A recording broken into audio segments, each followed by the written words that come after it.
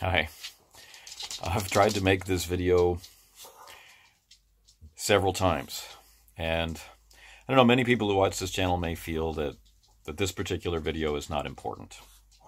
But I don't know, there's something about it that I feel I should add to the previous video about quality and consequences. But each time I get into the video, I'm interrupted by one or another of our canine companions. So rather than, yes, I will shake your hand, rather than fight nature, which is a fool's errand, I thought I will just go with it. I'll get down on the floor with them, and if they want to be a part of the video, so be it.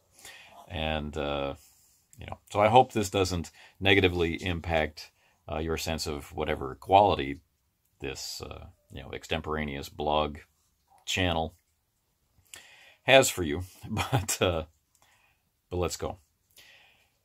This video is intended from the spirit of, one should not address the mote in another's eye before they consider the log in their own. So I thought it was important to put myself in context of the question that I raised in the previous video. And that video on quality and consequence really was about that question, that double-sided question, as producers of content and as purchasers of content. When we discover that a product doesn't meet our standards, right? What will we do about it? That is the question. For myself, I mentioned that I no longer wanted to be a part of the cycle that enabled producers who are approaching the production of material in a cavalier manner, built around the idea that, it's good enough. As long as it's got great art, as long as it's got flash, as long as it's got a leather cover or something, people are going to eat it up. They're just going to have it, or maybe we can have multiple editions and things like this.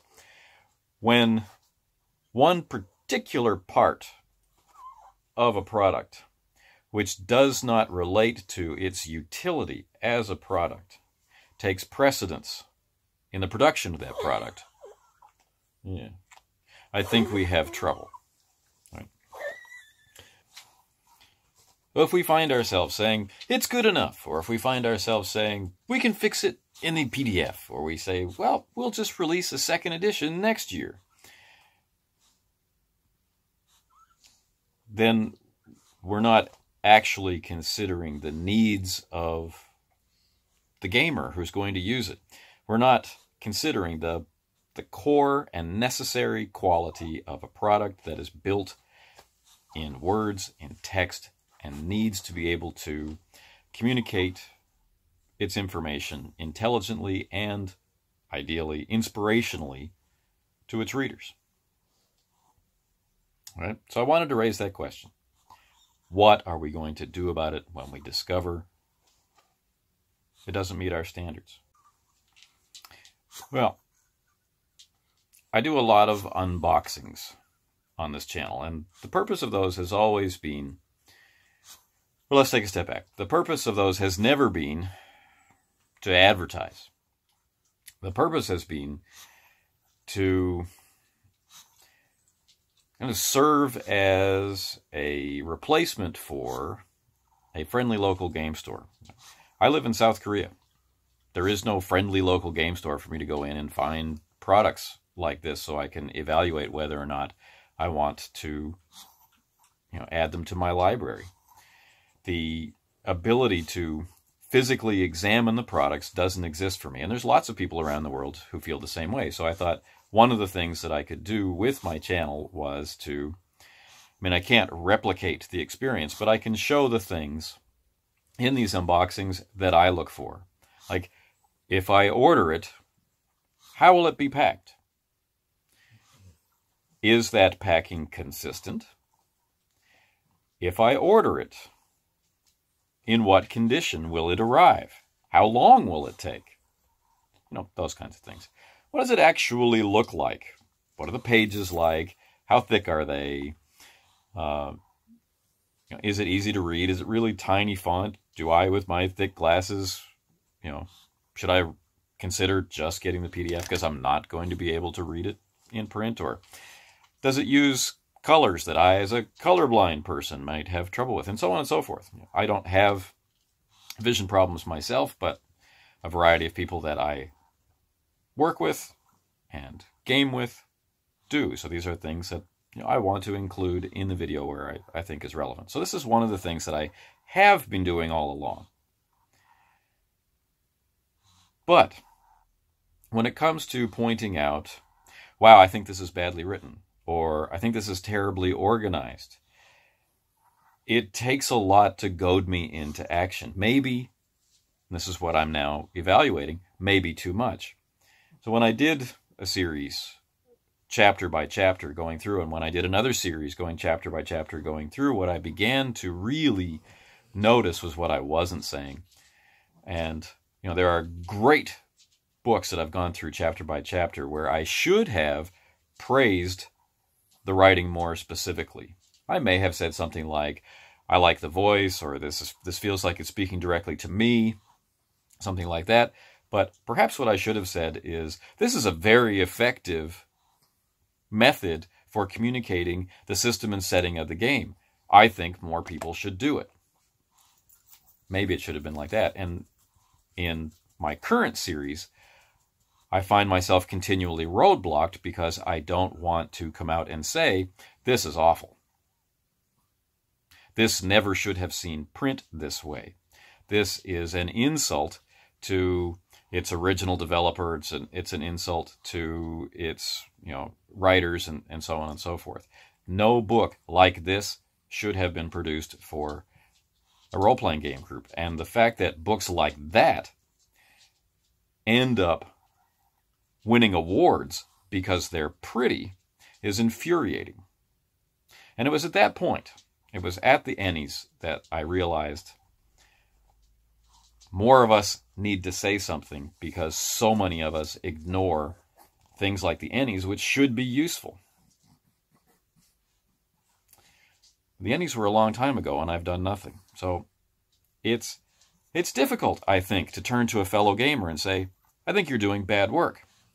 And so I think it's important to look to your fellow gamer and say, these are the things in this product which for the next product need to be better, because they cause these problems. I can't use it at the table. I can't read through the art. I can't explain it to anybody because I've read it 10 times myself, and it doesn't make any sense because the beginning of your description is on page 10 and the key point of your description is on page 100, separated by all kinds of stuff which could have been somewhere else, and so on and so forth, right? Be specific. No reason to stop being kind. And back up your reaction with, I don't know, evidence is always nice. So, this is where I'm sitting now. And this is why I'm simply asking the question. And I'm directing it at myself as much as everybody else. What should we do? Now, what does this have to do with Motes and Uri and logs and someone else? Well, sometimes I get to work in the role-playing game industry.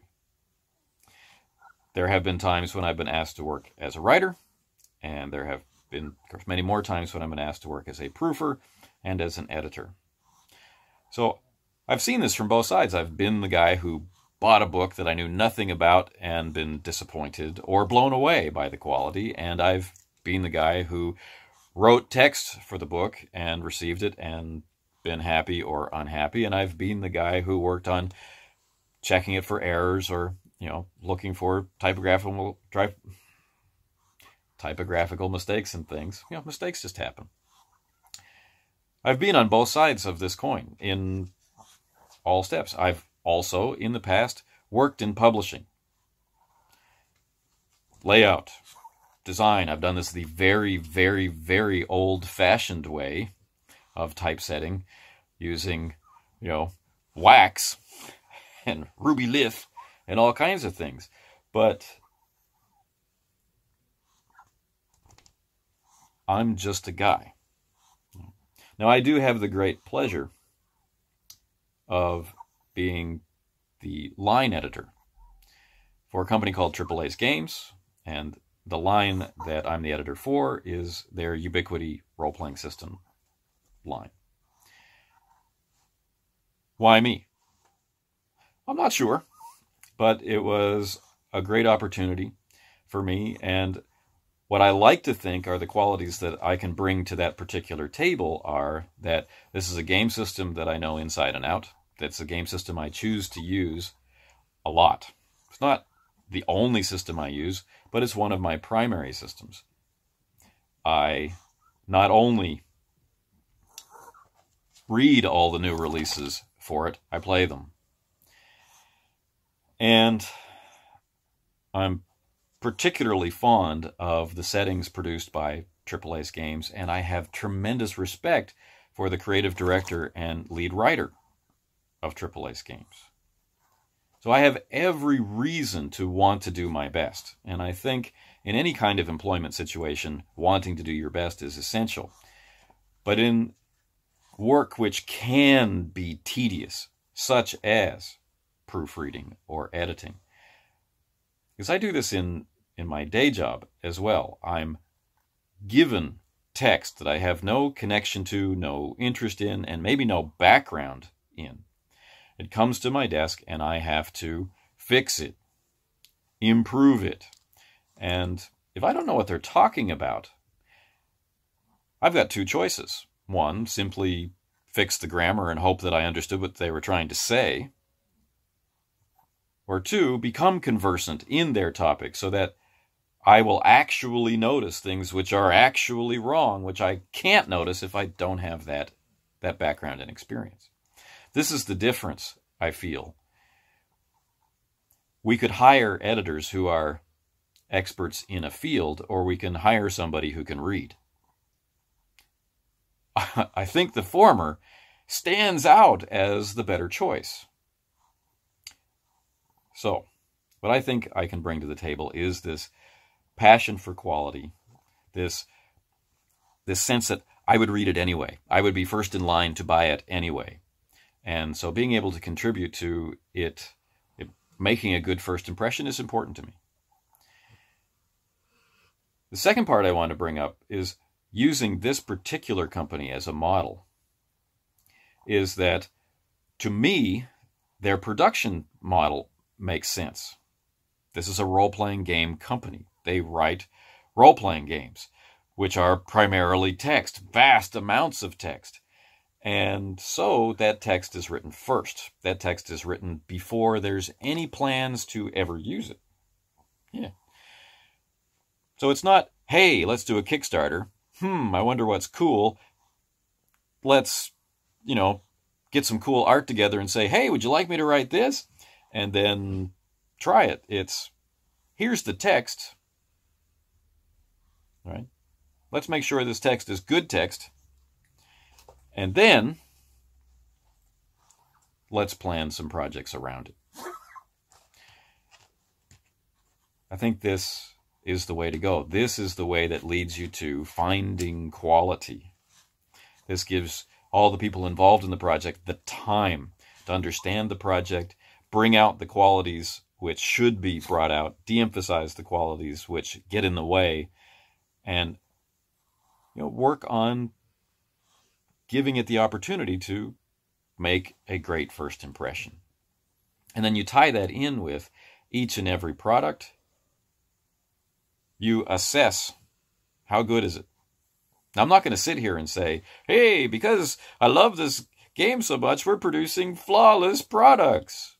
No, I'm not saying that at all. That would be not only arrogant, it would be presumptuous and flat out ridiculous. There are errors in the things that we produce. And there are mistakes. And I find them in print. And I ask myself, how did this happen? And then I ask myself, what can I do to make sure it doesn't happen again? And so I have a great deal of empathy for the large producer has all the resources to produce incredible work, and I have great empathy for the small producer who has none of the resources that they need to create, the product that's in their head, that throws everything they can into making that project awesome, and then discovers at the end that, there were some issues with quality. I think we're on the same page. I think we're in the same position. I think we are thinking the same thoughts.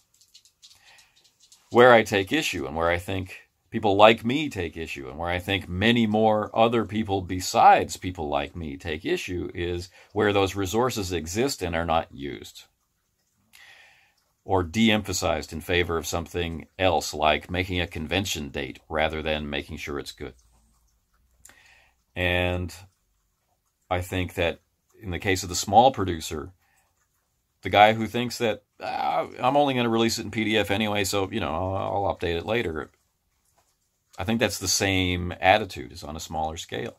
So I have a lot of respect for the person who is writing and doing the art and is teaching themselves layout and design so that by themselves they can bring great stuff out and offer it to people. I'm in awe of those people. And I can also be honest and say there's going to be errors in there. And these errors are not going to upset me, because I think that kind of person is going to do whatever they can so that whatever their process is, it's refined and improved the next time out. Ultimately, I think that's the key. And if that's not how you are approaching design, if that's not how you are using your resources, then my position is I don't think you should be producing things. You don't have the right attitude, and you are not treating your fellow gamers as people you want to impress or entertain or improve the lives of. You're treating us simply as customers. So our industry is developing, but it hasn't developed to the point where we have a dollar store kind of RPG product where we'd be ridiculous to expect quality, and a luxury game store where we can demand it and expect all kinds of things like warranties and so on and so forth. We are not the video game industry. We are not the tabletop board game industry. We are not some other industry. We are the role-playing game industry, and our language, our production methods, our consumers, our desires, our needs, and how we use the product are different. We need to develop those things, and we need to develop them with quality and respect for our fellow gamers. So that's my position. If you've come this far, if you've survived the interruptions, the wheezing, and the head shaking, thank you for the attention. I'll see you next time.